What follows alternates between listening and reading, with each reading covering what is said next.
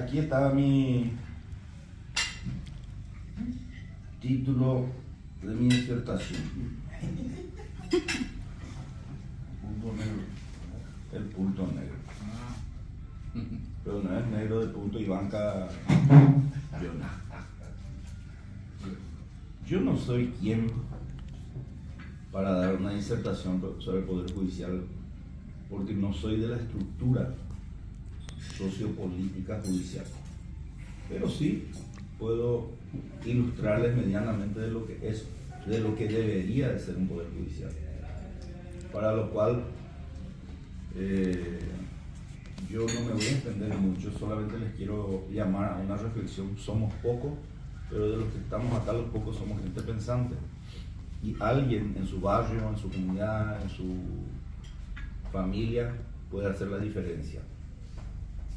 Infelizmente, el Paraguay viene arrastrando un sistema político que no es del todo agradable para la sociedad o la población civil. Aunque hay muchos que dicen que el domingo se reflejó en las elecciones un resultado rimbombante y de una victoria indiscutible de un partido de gobierno que hace más de 70 años.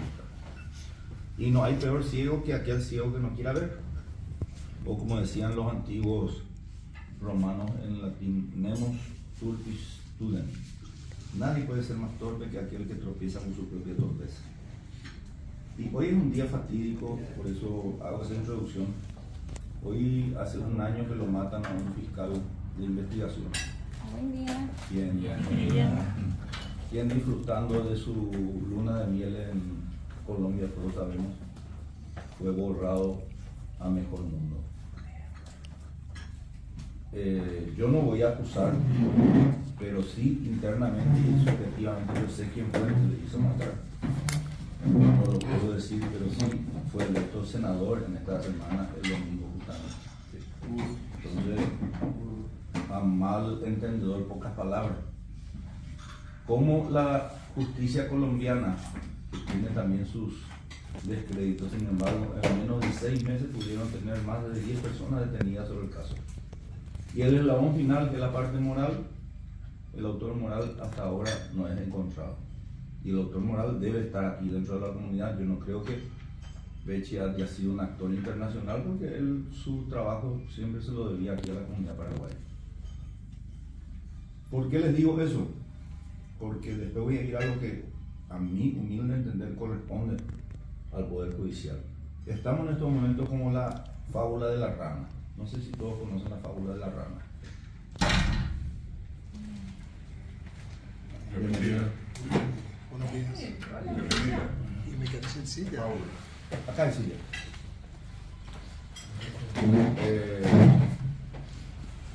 Para quien no conoce la fábula de la rana es aquella que estuvo en una pava sentada nadando intensamente en la cocina de un prójimo, y el prójimo puso la pava a hervir para hacer su mate. Y al comienzo ella sintió agradable porque comenzaba a hervir el agua, estaba tibio, nadaba mejor, ya la puse. Ahora yo ya estoy mejor, tengo agua tibia para nadar, y se fue subiendo la temperatura, ¿verdad? Y esa temperatura llegó a una ebullición donde la pobre rana muere, ¿verdad? Yo siempre traigo ese nexo a colación por lo que a mí particularmente tocó vivir. Yo no voy a tocar mi tema ni mi lucha, porque mi lucha viene del 96, año 96 hasta hoy día.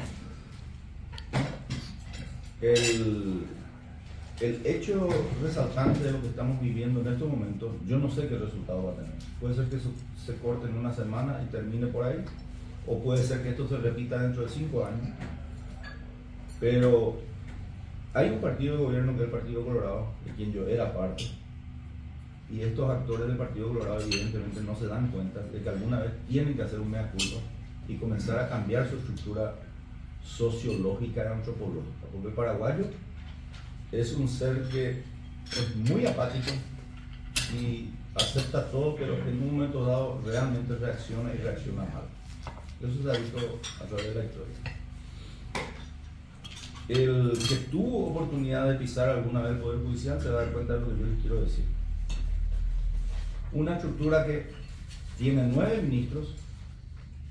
Los 9 ministros tienen pompas de monarcas, cada uno con medio piso en un edificio, por un lado muy lindo y por el otro lado cayéndose a pedazos, pero ahora por lo menos se están comenzando a dar algún viso de limpieza y de refacción.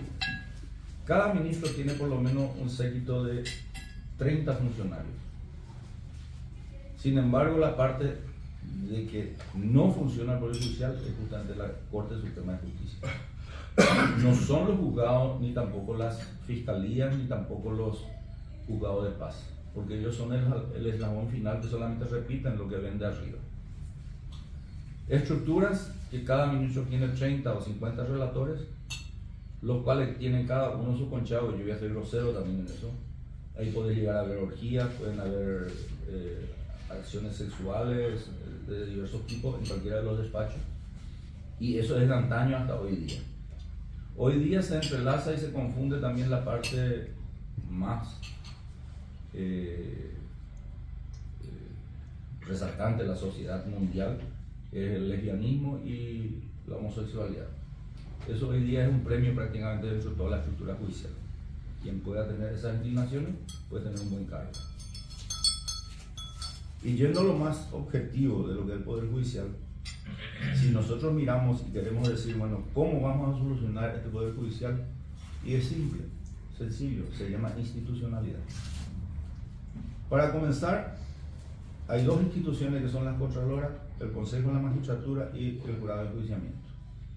Ambas instituciones son instituciones decrépitas y necesarias, como el apéndice. Aquí lo tenemos presente a un médico que sabe que si el apéndice no te sirve más, lo único que puede hacer es extirparlo y santa paz.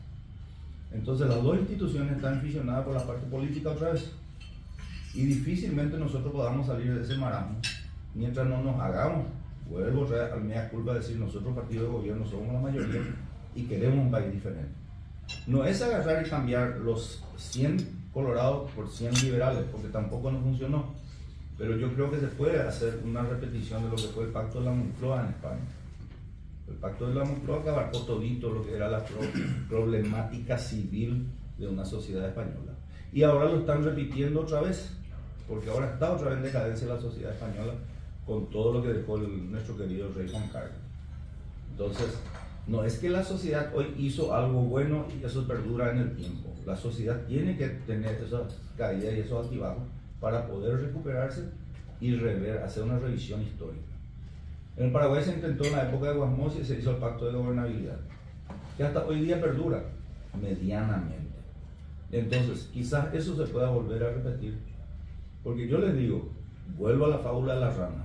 Nosotros, mientras no te toque, todo el mundo nadamos tranquilo, estamos bien, pero yo les puedo asegurar a cada uno de ustedes acá que tengan bienes, quizás ni sus bienes no son de ustedes, porque los actores judiciales son los primeros en poder observar y ver cualquier situación patrimonial de cualquiera uno de nosotros de la sociedad paraguaya.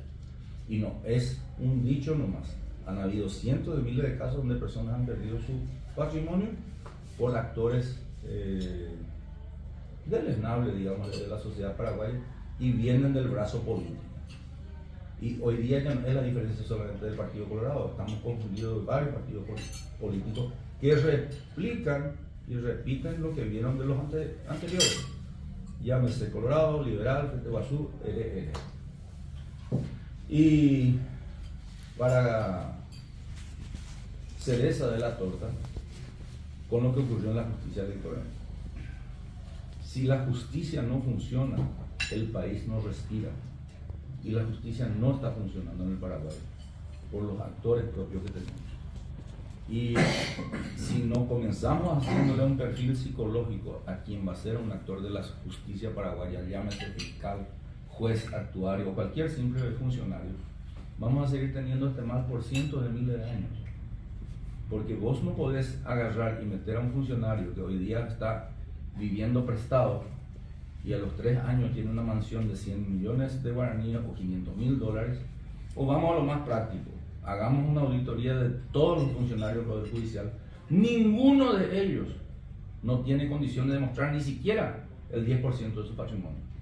Eso habla de por sí propio de que es un poder judicial decrépito. Y nadie se anima a decir, señores, vamos a poner una cota de esto. Y si se hiciera una auditoría en forma imparcial a través de un pacto político, yo creo que en menos de 3 meses tendrá la renuncia del 85 o 90% de todo el funcionariado judicial. No van a aguantar una auditoría. Imposible, ¿no? Así como usted, perdón, Sí. este ministro de la Corte que renunció cuando se le hizo el shackle Sí, y salió corriendo. pero renunció a media. Hace unos 6 meses. atrás. Hace unos años atrás. Y renunció a media. No sé qué Y pasó. nosotros en Paraguay lo jubilamos con 78 millones de dólares a un ladrón que ha dejado por lo menos a cientos de personas sin sus bienes y teniendo 10 estancias. 78 millones de guaraníes será, ¿verdad? ¿Qué? 78 millones de guaraníes. 78 millones de guaraníes gana Bueno. Antonio Frete, jubilado hoy día. Jubilado. Ladrón con letra mayúscula y delincuente, más delincuente que Al Capone. Yo digo y firmo debajo. Entonces, y allá entro en el campo de mi pasión, que es mi pelea propia. A este señor yo lo querellé 3 veces. Ninguna querella no pudo rebatir. Están durmiendo el sueño de los justos.